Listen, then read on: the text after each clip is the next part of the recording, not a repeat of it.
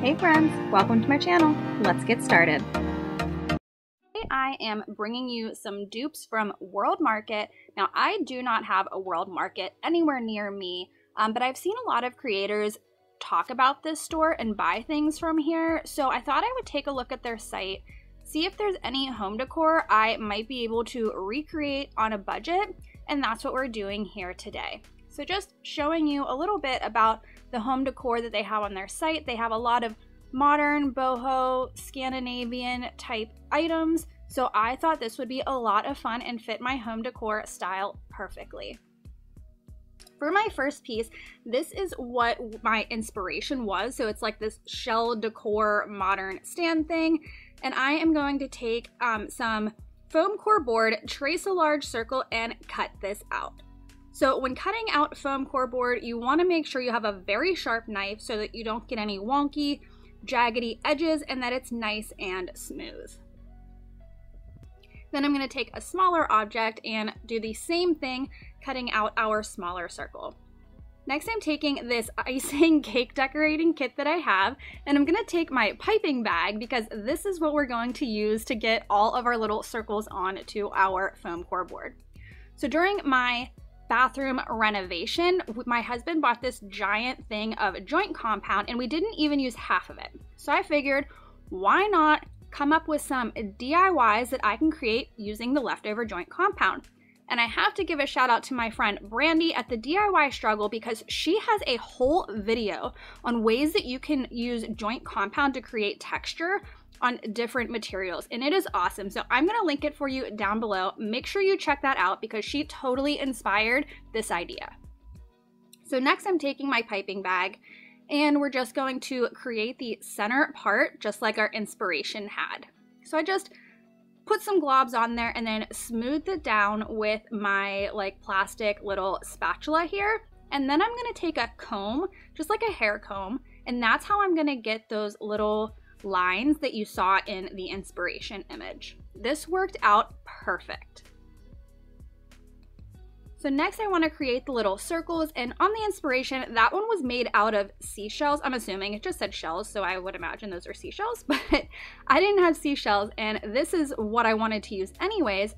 So I just created varying sizes of circles, some smaller, some medium, some larger, and I just filled it all the way around my circle on both sides. And then I had to let that sit around to dry for about a day, I would say it took for this piece to dry. Next, we're going to make our base. I'm taking one of these MDF signs that you can find at the Dollar Tree along with one of their larger dowel rods. And I'm going to paint both of these black. I also cut down, clearly you can see I cut down that board to make it a little smaller. Next I need to find the center of my board and we're going to drill a little hole so that I can put my dowel rod in there and make it nice and secure. Of course I got to clean up my space. I love this little vacuum. I will link it down below. It is from Amazon. Then I'm going to take some wood glue, stick my dowel in there and set it down to dry. So once my sculpture piece is dried, I'm taking like a sanding block and just making sure there's no like really rough spots, and this stuff is really easy to sand so you can mold it to be however you want. Then I'm going to take my ivory chalk paint and I'm going to paint everything all right at the front and the back, and I went in all kinds of different directions to make sure I got into all those little grooves and spaces. Then I'm going to take my mineral chalk paint, and this is like a stencil brush from Target actually, but I love this thing because it's so like frayed that it's perfect for distressing something like this. So I just went back and forth with my mineral and my ivory until I got the look that I wanted. The last little step here is to take our hot glue and attach the foam core joint compound board sculpture to the base. And that's it for this one. This was super easy. So the inspiration cost $60 and mine was free because I had all of these materials on hand. Now mine does look a little bit different, but I used colors that would fit my home decor style. You could use your imagination with this. You could do so many different things. Make it blue if you wanted to. Make a different design. There are so many ways you could make this your own.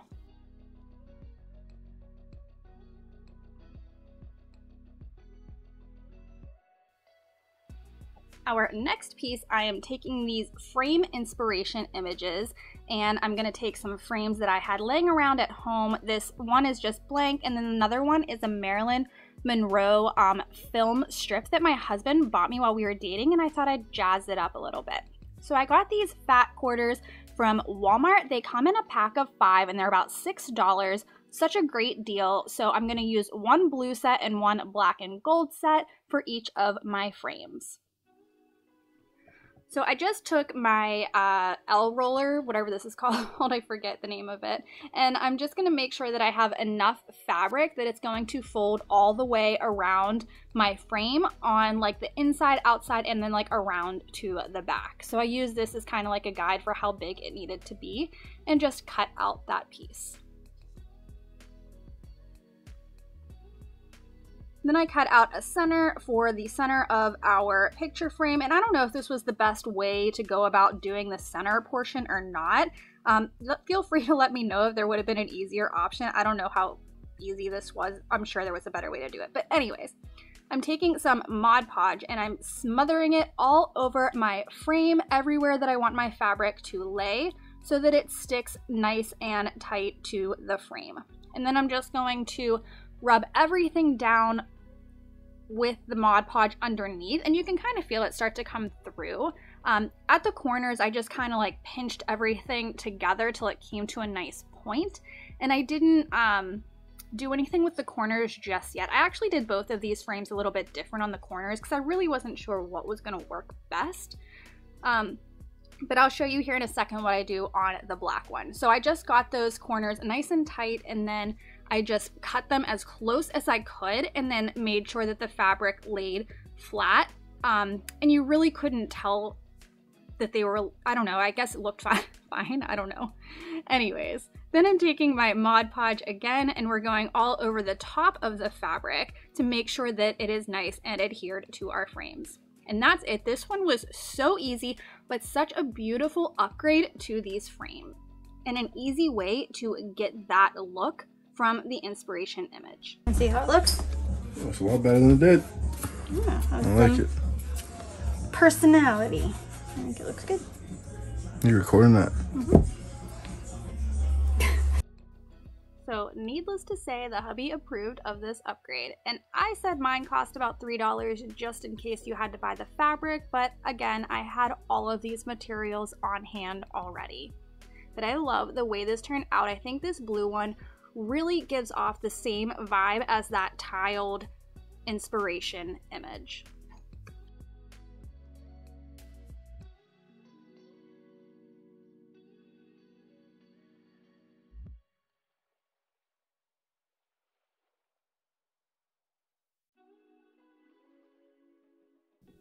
And for this last project, I'm going to recreate this terracotta textured vase.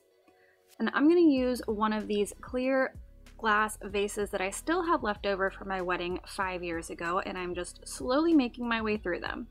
But I'm just grabbing some more of that joint compound, smothering it all over my vase, and you don't need to worry about it being super smooth at this point. We're going to fix that here in just a second. So once you have all of your joint compound on, you're going to take one of these, I want to call it a mudding knife. I could be totally wrong. I know my husband just told me what these things are called.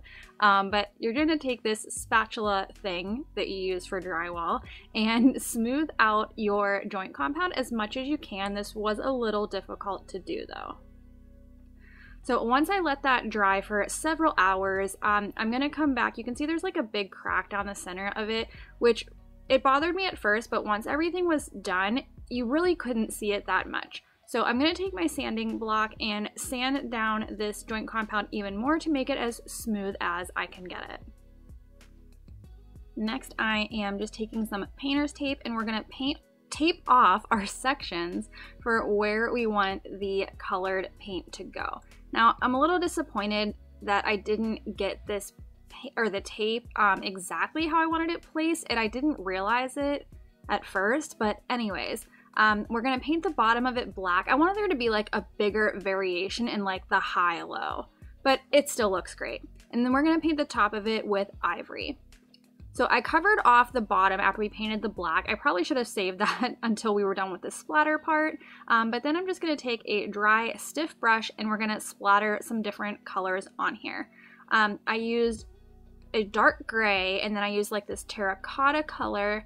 And then I also use like this is mineral, so it's like a gray brownish color. And I found this was actually the best method for getting like the large splatter paint dots on there. When I was holding the jar, I was just getting the paint all over my room and not all over the jar.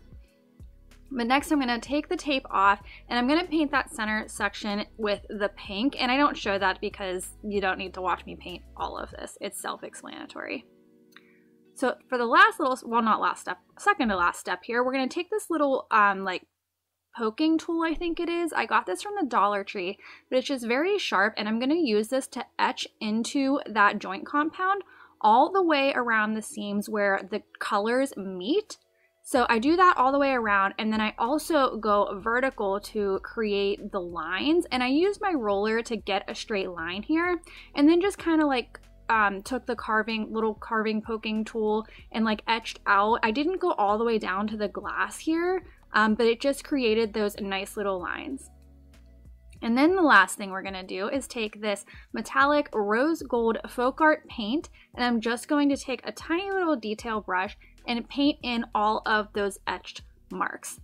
And that's it for this one. This was such an easy project, and another one that you could totally make your own. You could paint this whatever colors match your home decor or your aesthetic. You could create so many different designs and etched looks in here. You could have so much fun with this, and I plan on creating some other variations.